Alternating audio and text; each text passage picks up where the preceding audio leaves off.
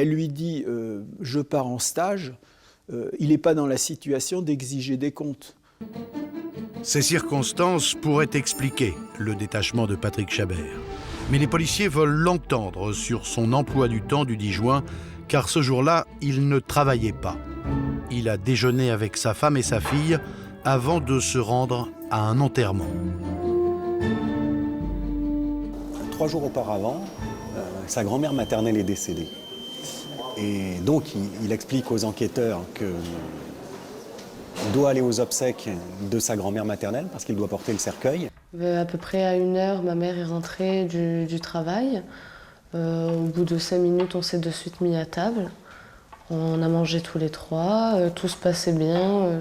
La seule chose que je ressentais, c'était la tristesse de mon père par rapport à la perte de sa grand-mère. La cérémonie a lieu à 14h. Lui, il ne peut pas être aux obsèques à 14h parce qu'il dépose sa femme à ce fameux rond-point à 14h15.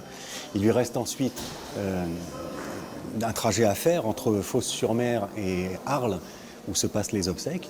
Il y arrivera vers 14h45, à temps pour la cérémonie d'inhumation. Il portera le cercueil, il sera au milieu de sa famille. Patrick Chabert arrive en retard aux obsèques, mais ses proches ne remarquent rien de suspect dans son comportement. Les investigations se poursuivent. Les enquêteurs se rendent au domicile du couple afin de rechercher des éléments sur Nadine. Des éléments qui pourraient expliquer sa disparition. Au cours de ces recherches, ils découvrent une curieuse mallette. Il y a dedans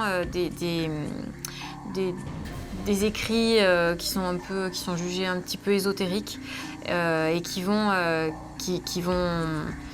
en effet accréditer le fait que peut-être que Nadine avait certaines activités spirituelles. Ces écrits interrogent les enquêteurs qui se demandent si Nadine Chabert ne serait pas partie de son plein gré.